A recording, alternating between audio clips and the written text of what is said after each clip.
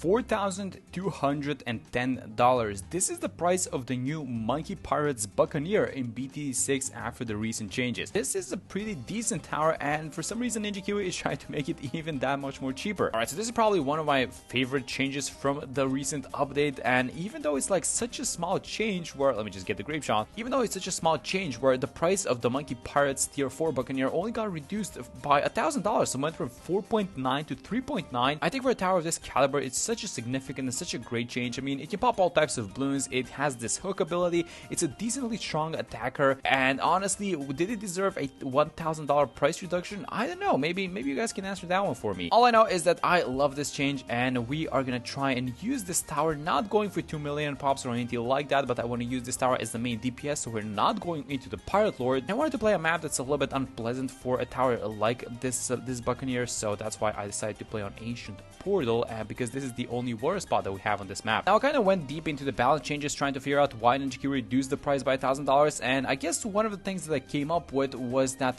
there's this change with the frags happening from the cannonballs. This might be a very niche thing actually, and some of you guys might not even know that this is happening, but the cannonballs have frags of their own. Imagine something like the bottom pad bomb shooter, right? Which if you get this upgrade, the frag bombs, they're gonna be like small little fragments that come out with each projectile, right? Well, that exact same thing is happening with the Buccaneer, believe it or not. So apparently these frags were able to hit the same target that the cannonball was targeting. For example, if there's like a Moab which is getting targeted by cannonball, those frags would be able to damage the Moab as well. And then apparently after some changes, the frags no longer work like that, and they can no longer damage the primary target. Other than this, some of the changes that I saw were just like straight up buffs. Like for example, the grape damage getting increased from 2 to 3, the burn damage getting increased from 2 to 4, I think it was, and then the grape damage getting increased again from 3 to 5. So I don't know, you top that off with the Monkey Pirates cooldown getting reduced by 5 seconds, which is about a 10% increase, going from 50 to 45 seconds. Unless these frag changes were that significant and that impactful, I cannot find anything more recent that warrants a $1,000 price reduction on a tower that was already kind of relatively cheap. I mean, this is ridiculous. It's around 32 and we have 3.6k and the Monkey Pirates is 4.2. We can have it probably, not sure if we're gonna have it to 33, but 34 probably the latest, honestly. Now the question is, did Brickle get level 7? Let me just check. Oh, she barely didn't. Okay, so I think I'm just gonna buy it because this is gonna give her camo detection. I don't want to be upgrading the dart, and honestly I think we can pretty much afford it. In fact, one of the things that we should be doing is a couple of discount villages, honestly. Let's have the second wall like this, and I'm absolutely not even worried about all these balloons because the 230 by itself is actually an amazing tower as well. This is a little bit of a trivia for you guys, but once you get the Monkey Pirates, it loses the dart attack. I'm not sure if it loses it when you go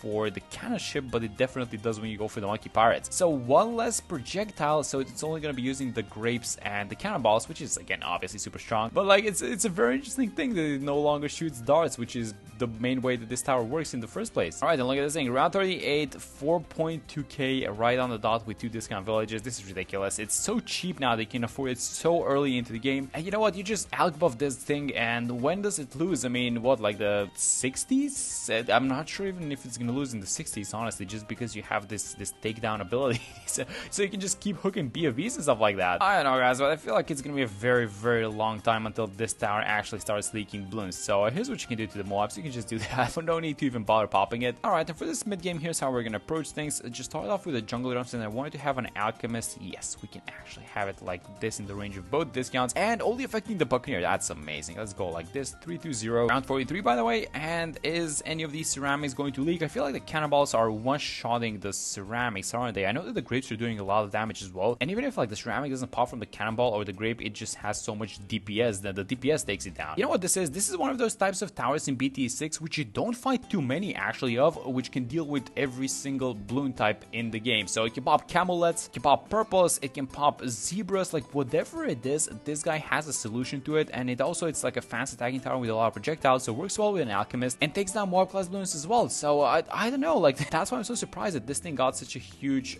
price cut. I mean, it comes some more. Let's see if we can deal with it. I mean, we are popping the entire thing before it walks into the portal, and yeah, once the ceramics walk into the portal, they just get popped by the normal auto attacks. One of the things that this guy cannot deal with is DDTs actually, because I think that the cannonballs cannot deal with DDTs, but once you upgrade to the Pirate Lord, it gets that type of popping power. So let's see how we do versus round 53 actually. 3 Moabs on this one, and then Moabs plus ceramics on 54. We seem to be dealing with the small Moabs just by using the auto attack, so not too many concerns there. Some of them are walking into a portal, but they just get popped. Yeah, pretty much no issue with 53. Let's watch 54. So a bunch of ceramics and just 2 mobs. I think it's gonna be on this one. So this is pretty much the strongest and kind of the most dangerous thing that the 50s can throw at you. So if you can deal with 54, you can probably deal with the rest of them, honestly. Alright, so 59, Camel Let's getting destroyed by the cannonballs. Then around 60, the BFB. You think the damage is not gonna be enough? I don't know about that one.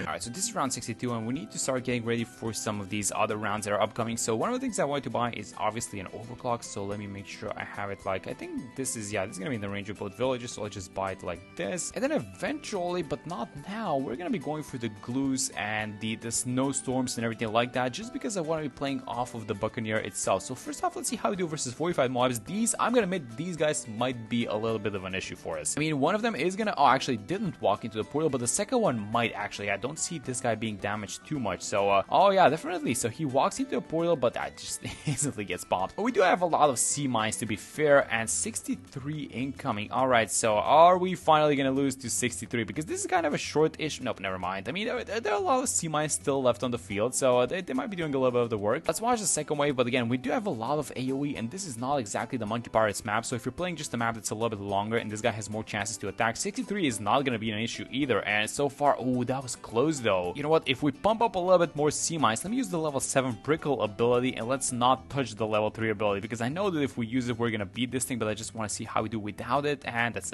no problem. I'm telling you guys, this is a very decent tower. Like this price cut of $1,000. Like overall, the cost comes out to be like what, like 7,000 in total. I mean, that's like on chimps mode. That's ridiculously low, right? All right. So far, I have not used the overclock nor the level 3 ability because we have not been in a pickle so far. Things have been going pretty smoothly, but if we have to use it on some round, it's probably gonna be this one. So just take a look at the pop count. It's 170. Let's just round out to 175 for the Buccaneer, and then about 30k for Brickle, which means that this guy is still doing the heavy lifting, which is good to know. It's not like we're helping with Brickle a lot, and it's not like she's stealing the pumps. This guy is still the, I guess, the star of the show, if you can call it like that. But I feel like this might be the round to which we, yes, there we go. And it was like, oh my god, we only leaked like one Black Bloon, I think. Yeah, let's restart this round, and finally, let's give it the overclock. This thing is going to have 100% uptime because it's a tier 4 tower, and let's see how much of a difference just an overclock is going to make in dealing with these Bloons. Also, I'm just going to get the call to arms because this is going to be a purchase that I'm going to do anyway, so might as well buy it now. And how much of a difference does this overclock actually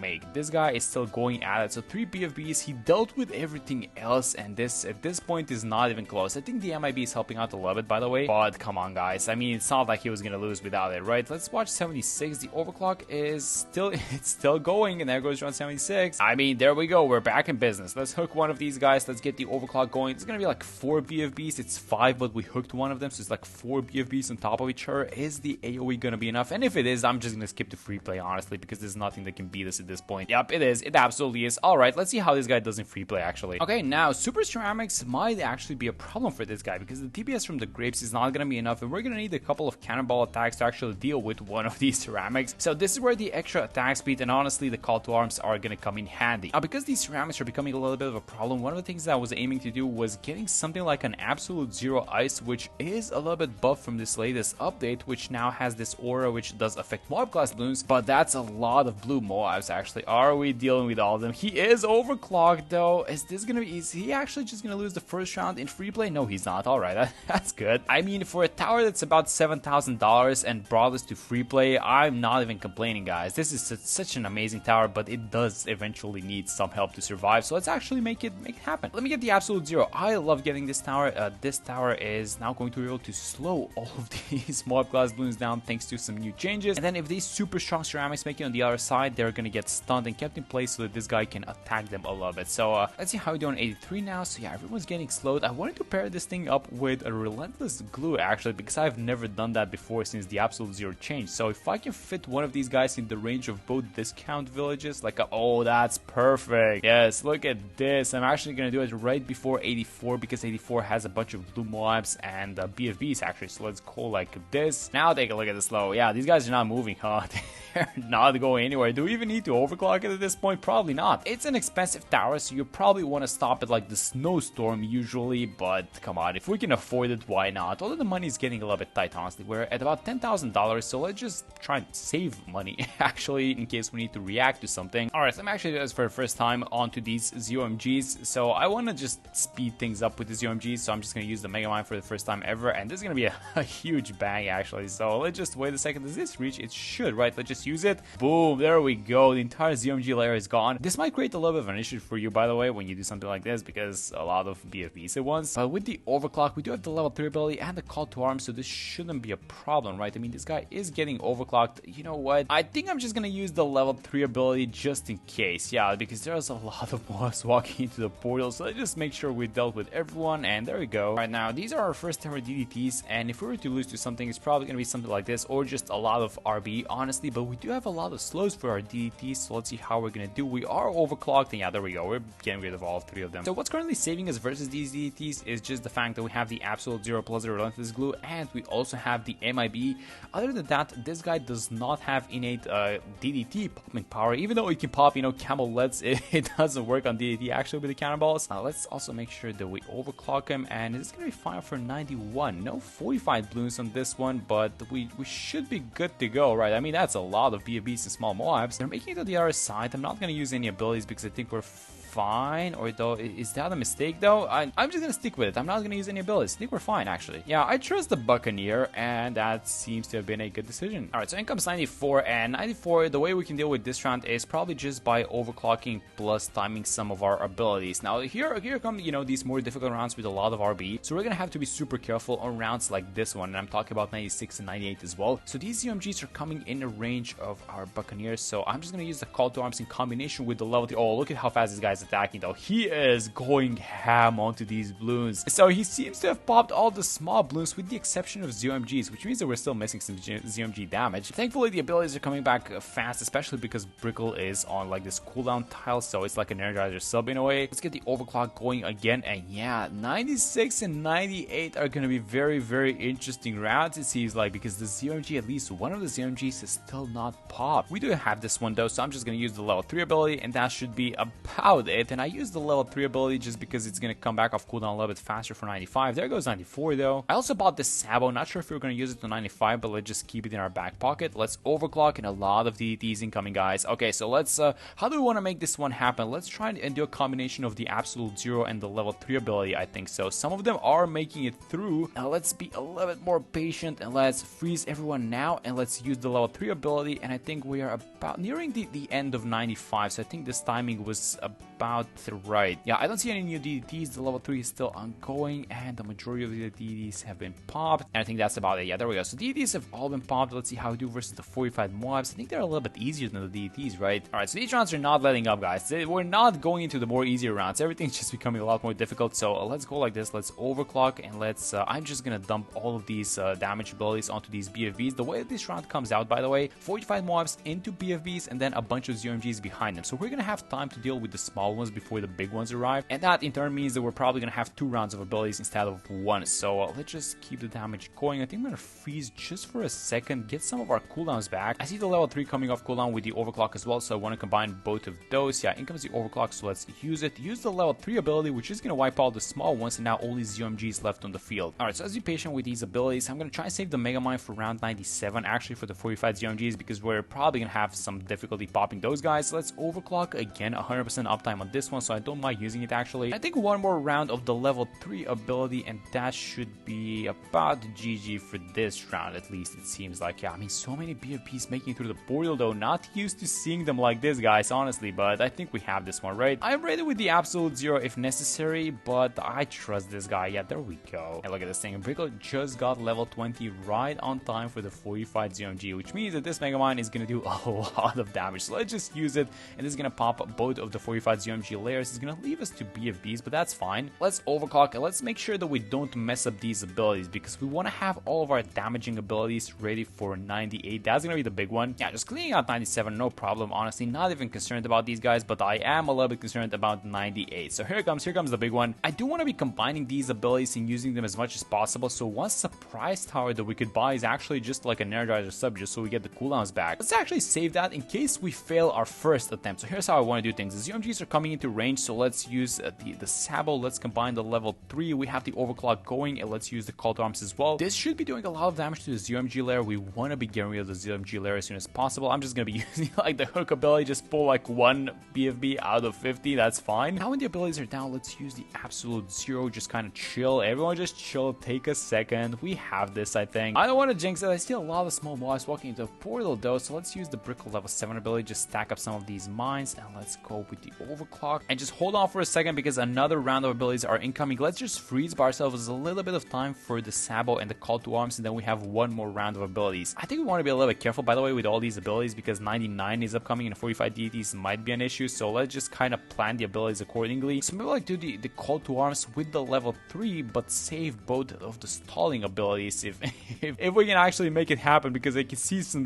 BFBs walking into the portal. That's not a good sign. Also, some of the ZMGs are not being popped, so I think there's gonna be, oh my god, there was like a ZMG that popped outside the portal, but all the ZMGs are done. Okay, so we're saving some of the abilities. This is a good sign so far. Not that much of the RB left, but oh, I feel like we're gonna have to dump some of these slow abilities, right? Absolute zero, do we need to use it? I'm just gonna freeze it. Oh my god, that's Ceramic at the back. Is it gonna burn actually? This is ridiculous. No way. We popped the entirety of 98 and this little balloon is the only thing left. Can I get like a sniper that's gonna deal with this guy real quick? Like go like this? Yes, there we go. Alright, we actually got it done. I mean, the more important thing is that we saved the Sabo, I guess, which we can combine with all the other abilities for this one, and let's just use the level 3 in combination with the Call to Arms. That was just so ridiculous. We would have lost. Imagine this was like a chimp run, which we actually cared about. We would have lost to that one single balloon. We did so much, and just losing to like one balloon, that's the most ridiculous thing ever, I think. Alright, there goes round 99, which means the bad balloon is the only one left. So let's use the Mega Mine, and then we have, I guess we have all of these damaging abilities, which should be fine, right? We could buy some damage amplification towers actually, so let's see if this is gonna be necessary. Overclock coming out in a second. Let's use it, see where we end up with this bad layer. Actually, that's the most important thing. Yeah, so I don't think this thing is popping. It's gonna walk into the portal, so we have another Mega Mine, but let's wait for a second. Or do we? Oh, we have no time to wait actually. Let's use the Mega Mine. It's gonna pop it. Let's freeze the deities, and then we have the Sabo incoming, so let's use the Sabo, the level 3 ability. Call to Arms coming out in a second. I'm gonna use the hook ability on one of these guys, using everything. I think it's fine. I think we're keeping everyone in place, and yes, there we go. We get it done. Look at this tower. The 240 Monkey Pirates with 1.5 million pops. Let's just check Brickle. She did do a lot of damage, especially through the Mega Mine. 350k. That's amazing. But yeah, this is just like, it's such a great tower. And with this new price change, I mean, I don't know. Are you guys gonna use it more or less? Let me know how you feel about the Monkey Pirates. But that's gonna be it for this one. Thank you guys so much for watching the video, and I'm gonna see you on the next one.